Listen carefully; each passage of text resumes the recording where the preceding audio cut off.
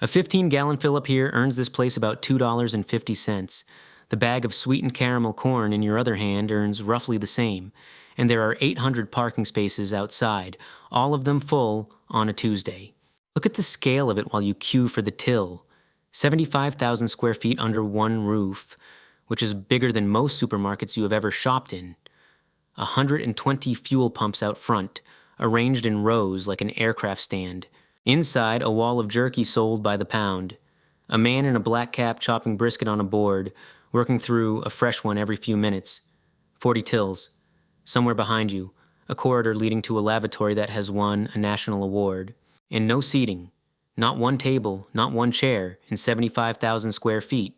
That is odd, and we will come back to it, because this is one of the most reliably profitable pieces of retail real estate in the United States. Roughly 50 stores, no franchises, no outside investors, still owned by the two men who started it in Lake Jackson, Texas in 1982. 50 stores, Chevron has thousands, and yet this is the one people plan a journey around. So the fuel canopy is a costume. What you have pulled into is not a petrol station that happens to sell snacks. It is a piece of highway infrastructure wearing a convenience store as a disguise. Quick one before we go further and be honest. How far did you drive past a perfectly adequate petrol station to reach this one? Not whether you did. Everybody did. I want the mileage. 12 miles? 30? Did somebody in the car say we can make it? And did the fuel light come on while you were making it? And the follow-up. Are you currently wearing or do you own a t-shirt with the beaver on it, which you paid for, to advertise a petrol station? Put both in the comments. I want to see the distances people admit to. And the like button, if you are enjoying this, costs considerably less than the jerky does. Right, back to Buc-ee's. Here is why this building should be a money pit. Start with the site. 20 to 30 acres of land bought at a motorway junction, a store the size of a small hospital, 120 pumps, each of which is a fuel tank, a canopy, and a set of environmental liabilities in the ground. Then staff it. Around 200 people per location, in a town that might have 15,000 residents. Open 24 hours a day, 365 days a year, including Christmas. Now look at what you are selling. Petrol is the purest commodity in retail.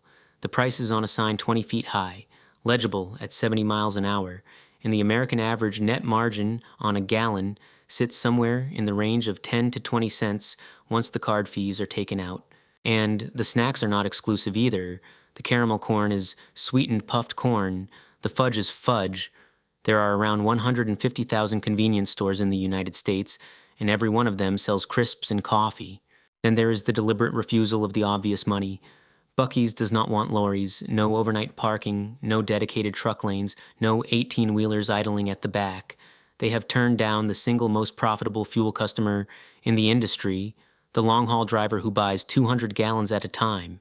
And the superfan is real. She exists. The woman who drives 2 hours each way, buys 4 shirts, a cap, 3 pounds of jerky, and a tin of fudge, and leaves having spent $180. She is real, and she is a rounding error, because the price was never set against her.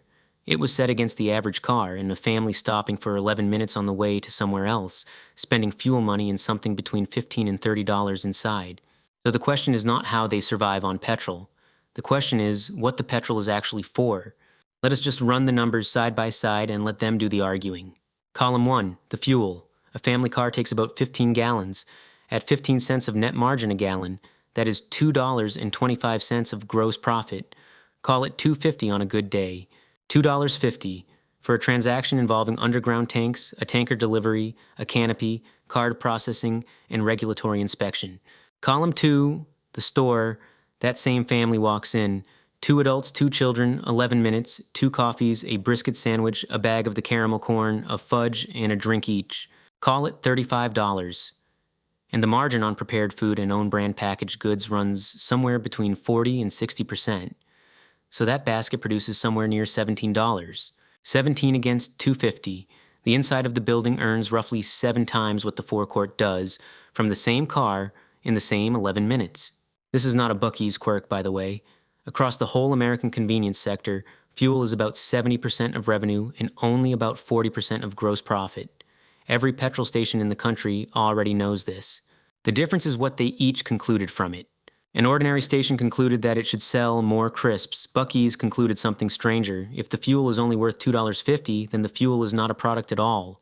It is a reason to leave the motorway, which changes what you are buying with 120 pumps. You are not buying fuel sales. You are buying the elimination of every reason a driver might not stop. The queue, the wait, the uncertainty about whether there will be a free pump. The pumps are not a shop. They are a door held open. And once you see the building that way, everything peculiar about it stops being peculiar, including the missing chairs. So let us walk it, part by part. Start outside, cheapest and most visible. The price on the sign. Buc-ee's is usually at or just below the local going rate for fuel, and in Texas it has been accused for years of pricing aggressively enough to bother the stations nearby. That sign is doing the job a billboard does, except it is a billboard you can read at speed and act on immediately. They also buy in volume no independent station can match, and they own the sites outright, so there is no landlord taking a cut of each gallon. That number on the sign is not a price. It is an advertisement with a decimal point in it. Second lever, the corridor to your left and the thing at the end of it. The lavatories. Individually enclosed stalls, floor-to-ceiling doors, dozens of them, with an attendant cleaning more or less continuously through the day. Buc-ee's won the Cintas America's Best Restroom Award in 2012 and has spent the decade since making that the center of its identity. Think about what that costs. Water, ventilation, fittings, and a member of staff whose entire shift produces zero revenue. Now think about what it buys. It is the single most reliable reason a driver with 300 miles left will choose one exit over another, and it works on the person in the passenger seat, who is usually the one deciding. The cleanest toilets in America are not a courtesy. They are the customer acquisition budget, and they are cheaper than television. Third lever, and now look at what is not here. There is no Subway inside, no McDonald's, no Dunkin', no branded coffee counter. Almost every large travel plaza in America leases its food court to franchises and collects rent. Buc-ee's makes its own brisket, its own jerky, its own fudge, its own kolaches, its own caramel corn, under its own name. That decision hands them the full food margin instead of a rent check. And food is where the money is. It also means the thing you queue for cannot be bought at the next exit, from anybody, at any price. And now the chairs make sense. There are none, because a table turns an 11-minute stop into a 40-minute one, and the car park has to keep clearing. The absence of seating is not an oversight. It is a throughput decision. Fourth lever, the wall of packaged goods you are walking past. This is where the business quietly stops being a shop. Beef jerky sold at somewhere around $25 to $35 a pound. Bags of the caramel corn at $5 or $6.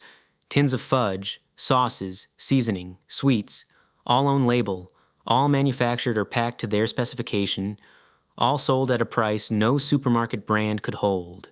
And crucially, none of it needs to be eaten here. It goes in the boot. It arrives in Ohio. That is a food manufacturer that has solved the hardest problem in food manufacturing, which is not making the product. It is distribution. Most brands spend their lives begging supermarkets for shelf space and paying for the privilege. This one built its own shelves on a motorway and charged people admission and fuel. Fifth lever, and this is the one nobody in the jerky queue has considered. Look at the logo. A cartoon beaver in a red cap. It is on your shirt, your cap, your dog's collar, the bumper sticker on the car in front. That beaver is a registered trademark, and it is defended like a border. In 2018, Buc-ee's took a small Texas barbecue chain called Choke Canyon to a federal jury in Houston over a smiling alligator logo, and won.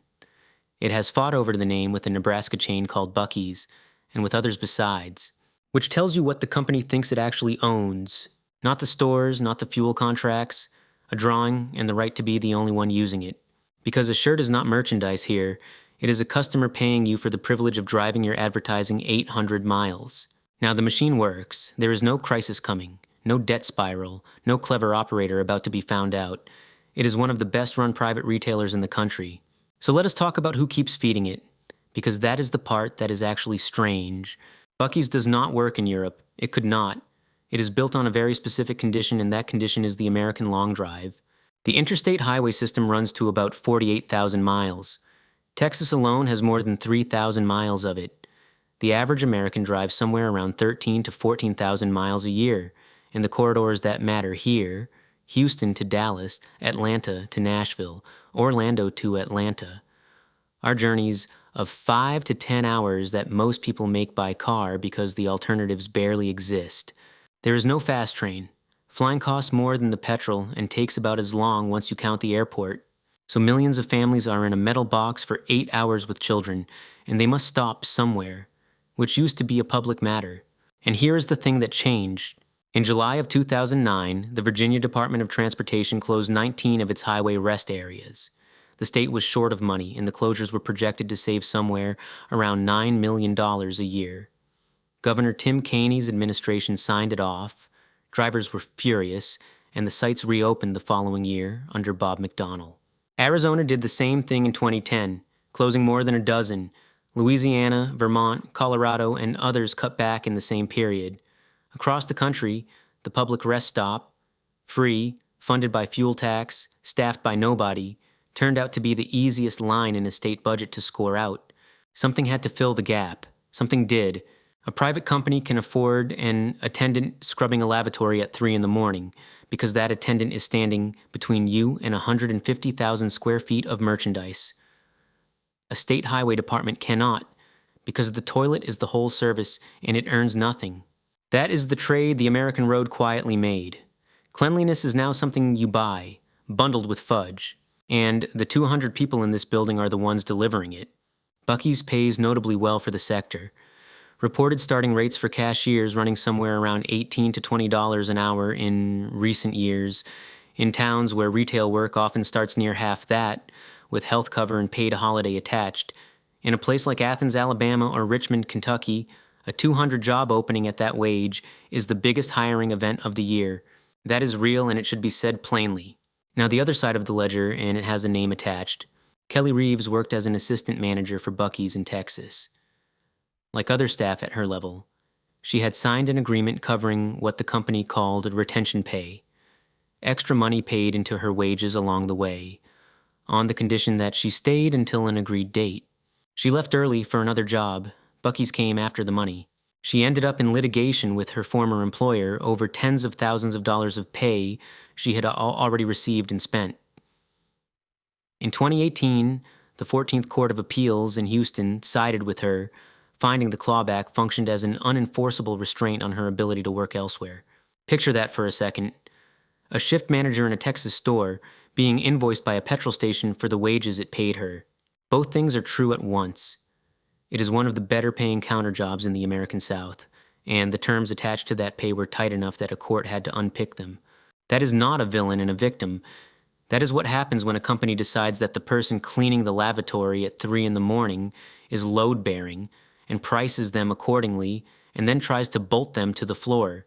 So, add it up. 120 pumps that earn almost nothing, a lavatory run like a marketing department, a food factory with no supermarket to beg, a beaver defended by lawyers, no chairs because you are not meant to stay. It is not a shop, it is a town square built by one company, on a junction, with a car park. But here's the part the car park never sees. Before a single pump goes in, Buc-ee's buys land, considerably more land than a store and a car park require. Parcels of 20, 30, sometimes 50 acres and more, on a corner that until that moment had nothing on it but grass. And then it goes to the town. And it explains with figures what happens to a junction when 30,000 vehicles a day start stopping there. What it is offering the county is not a shop, it is a traffic count. Guaranteed footfall at a specific interchange, which turns worthless acreage on the other 3 corners into hotel sites, restaurant pads, and retail parks. Towns compete for this. They come with road improvements, water and sewer extensions, sales tax rebate arrangements, slip road works. Sevierville, Tennessee, Richmond, Kentucky, Athens, Alabama, Daytona Beach, Florida, councils in small places have voted through packages worth millions to be the exit that gets one. So the driver was never the customer. The driver is the raw material, the thing being counted, guaranteed, and sold to a county commission in exchange for infrastructure and land that appreciates the day the doors open. You did not stop at a petrol station, you were delivered to one. 30,000 vehicles a day is the product. You were one of them.